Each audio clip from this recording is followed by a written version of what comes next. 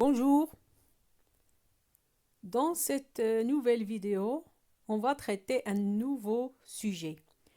Il porte sur l'école coranique et l'école moderne. Avant de commencer, je vous prie de vous abonner à ma chaîne pour m'encourager à traiter d'autres sujets pour vous. Vous voyez bien, nous en sommes à la 14e production écrite. Bien sûr, ces productions écrites peuvent aussi être considérées comme des exposés sur ces thèmes, sur les thèmes qu'on a évoqués. Donc, on passe au sujet, au libellé du sujet. Donc, l'école, d'une manière générale, c'est les lieux que l'on fréquente pour apprendre à lire et à écrire d'une part et à enrichir ses connaissances d'autre part. De l'école coranique autrefois aux écoles modernes aujourd'hui, l'écart est considérable. Alors peut-on dire que l'école de nos jours répond aux besoins des élèves et aux attentes des parents? Donc, vous voyez bien que le mot-clé ici, c'est l'école. Et bien sûr, on a commencé par une petite définition de l'école. C'est un lieu où on apprend à lire et à écrire, où on essaie d'enrichir ses connaissances. Il y a bien sûr l'école coranique, l'école d'autrefois. Voilà, c'est déjà l'adjectif coranique, ça renvoie au Coran, c'est-à-dire on apprend les versets du Coran. On peut dire que ce type d'enseignement, il est basé surtout sur la lecture et bien sûr l'apprentissage par cœur des versets du Coran. L'école moderne, bien sûr, présente on peut dire un programme beaucoup plus varié. Et c'est pour ça qu'il y a entre elle et l'école coranique un écart très considérable, c'est-à-dire une grande différence. Alors peut-on dire que l'école de nos jours, c'est-à-dire l'école moderne, est-ce qu'elle répond aux besoins des élèves? Est-ce qu'elle comble les besoins des élèves? Et les attentes, est-ce qu'elle répond aux attentes des parents? Donc avant de traiter n'importe quel sujet, on le lit bien, c'est-à-dire on lit bien le sujet, on repère les mots-clés et on les souligne pour ne pas les perdre de vue. Ici, la plupart des mots-clés sont décrits en vert. Nous avons l'école, apprendre, l'école coranique. Ici, on a l'école moderne aujourd'hui. On a les besoins des élèves et les attentes des parents. Donc, à quoi sert un mot-clé? C'est à nous, bien sûr, guider dans notre réflexion, c'est-à-dire c'est sur ces mots-là qu'il faut que notre réflexion soit centrée. Après, on définit les parties du développement. Comme vous voyez que ici, les parties sont très distinctes, très claires, puisque nous avons l'école autrefois, surtout l'école coranique, et l'école aujourd'hui. On va bien sûr voir est-ce qu'elles répondent aux besoins des élèves et aux attentes des parents. Voilà, on passe à l'introduction. Dans l'introduction, on essaie toujours, comme je vous dis toujours, de prendre le mot-clé et de le définir. Donc l'école, c'est quoi? C'est un établissement consacré à apprendre aux enfants un savoir qui leur permettra d'évoluer et de s'épanouir. C'est-à-dire, qu'est-ce qu'on apprend aux enfants à l'école? Bien sûr, un contenu, des connaissances qui vont leur permettre d'enrichir leurs connaissances et de devenir un petit peu épanouis, évoluer. En fait, de sortir d'une certaine manière des ténèbres de l'ignorance aux lumières de la connaissance. C'est-à-dire, l'école essaie de faire sortir les enfants de l'ignorance à la connaissance. Donc, à quel point l'école s'acquitte-t-elle de cette mission, surtout avec la diversité des méthodes pédagogiques actuelles et l'existence d'obstacles qui empêchent la réalisation des objectifs. Donc, à quel point est-ce que l'école réussit dans cette mission, voilà, d'épanouir les enfants, de les aider à évoluer dans leur esprit, dans leur façon de penser. Donc, est-ce que les méthodes actuelles, avec les obstacles qui existent déjà, est-ce que la réalisation des objectifs, est-ce qu'elle est vraiment possible? On va voir dans le développement, mais avant, on va établir une petite comparaison entre l'école coranique et l'école moderne. Donc, nul ne peut nier ou diminuer le rôle que joue l'école dans la vie d'un enfant. Ici, lorsqu'on dit l'école, ça ne veut pas dire que l'école primaire, l'école d'une certaine façon, c'est-à-dire c'est un mot ici général, ça peut aussi vouloir dire le lycée, le collège, le lieu que l'on fréquente pour apprendre. Voilà. Donc, personne ne peut nier que l'école, le lycée, le collège, ils jouent un rôle très important dans la vie d'un enfant ou d'un adolescent. Avant même d'évoquer sa fonction principale qui est l'enseignement d'un savoir, on peut dire qu'elle encourage l'intégration sociale de l'enfant. Voilà, parce que l'école, c'est vrai, on y va pour apprendre, mais aussi pour un autre apprentissage, c'est s'intégrer dans la société, puisqu'on va rencontrer des enfants de notre âge, des jeunes de notre âge, on va discuter, on va faire des observations, des comportements et tout. Et tout cela va bien sûr enrichir notre connaissance du monde. Puisque ce dernier rencontre ses semblables, découvre un monde différent de son entourage familial. C'est ça. Donc, le monde que l'enfant rencontre à l'école, il ne ressemble presque en rien euh, à celui dans la famille, c'est-à-dire à celui qu'il a dans son entourage familial. Donc, c'est ça son intégration, c'est-à-dire connaître la société. On prend un exemple de la boîte à merveilles avec l'enfant Sidi Mohamed, âgé de 6 ans. Il fréquentait l'école coranique dont le système éducatif était basé sur l'apprentissage par cœur des versets du Coran que les élèves récitaient sans rien comprendre à leur sens pendant que le fki dormait.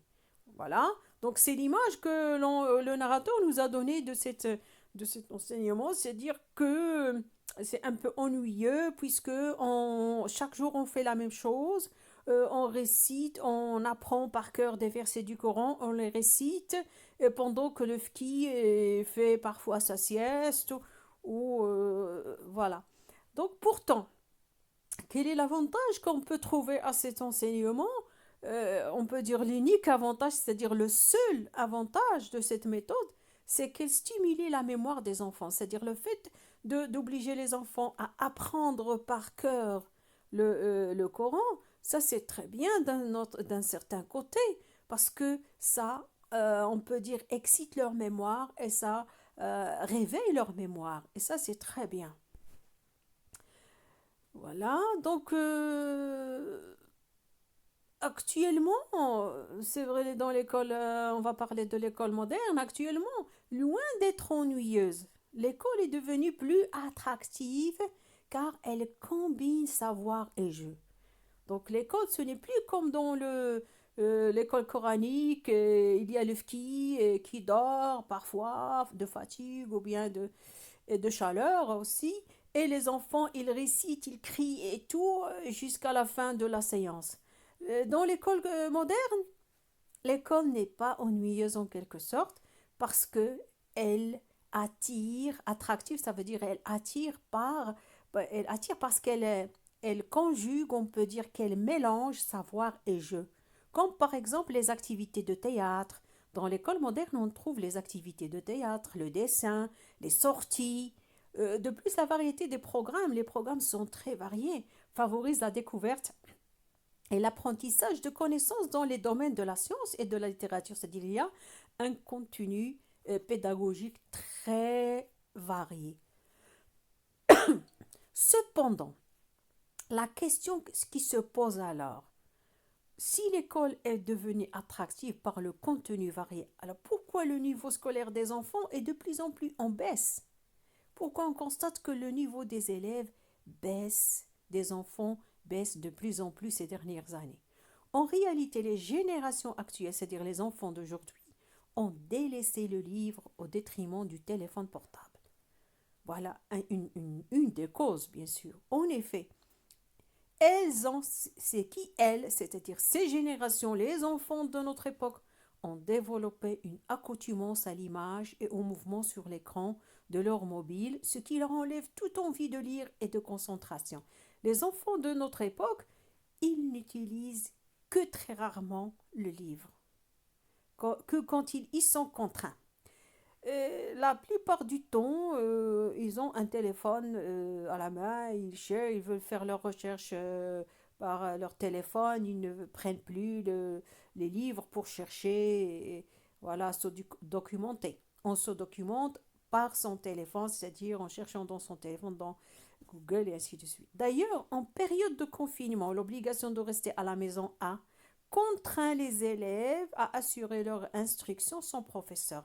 Pendant le confinement, une autre difficulté est venue s'ajouter à la situation de ces enfants qui ont des difficultés, c'est que ils étaient obligés d'aller travailler tout seuls à la maison. C'est vrai à distance, c'est ce qu'on appelle un enseignement à distance, mais c'est pas comme l'enseignement présentiel. C'est-à-dire ce qui a augmenté leurs difficultés, c'est-à-dire ne travailler sans avoir le professeur devant soi. C'est pas comme travailler tout seul à la maison. Donc, quand même, il y a une grande différence. Donc, les difficultés et les besoins, surtout, ont augmenté. Et surtout que parents et élèves ne sont pas habitués à cette nouvelle façon d'apprendre.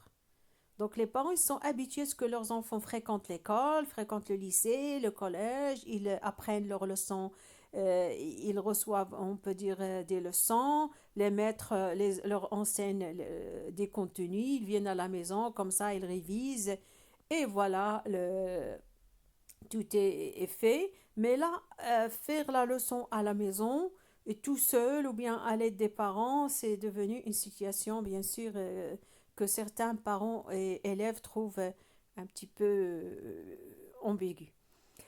Conclusion. Enfin, oser dire que l'école ne répond plus aux besoins des élèves ou aux attentes des parents est une erreur. L'école est toujours la même. Elle présente des programmes variés. Il y a des professeurs, c'est-à-dire tout ce qu'il faut pour enseigner aux enfants. Il faut plutôt se demander, est-ce que les élèves de nos jours se plient aux exigences de l'école? Est-ce que les élèves vraiment respectent les exigences de l'école? Il est certain que plusieurs facteurs entrent en ligne de compte dans cette problématique. À qui incombe, c'est-à-dire que ça veut dire incombe, ça veut dire à qui revient la responsabilité de cette dégradation progressive du niveau des élèves? Aux élèves eux-mêmes, au manque de rigueur de la part des parents, est-ce que les parents ne sont plus sévères pour imposer à leurs enfants une certaine discipline de travail?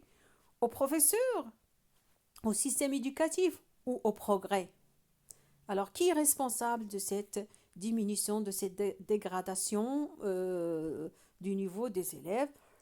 Puisque l'école, ce qui est paradoxal, c'est que maintenant l'école, elle offre des programmes et des méthodes vraiment très modernes et très riches. Alors pourquoi l'élève est devenu, on peut dire qu'il cumule des lacunes, qu'il cumule des problèmes au niveau de son niveau scolaire. Donc la question, je vous laisse répondre à ces questions-là, si vous avez bien sûr des réponses. Donc voilà, ma vidéo touche à sa fin. Je vous rappelle, n'oubliez pas de vous abonner et à bientôt.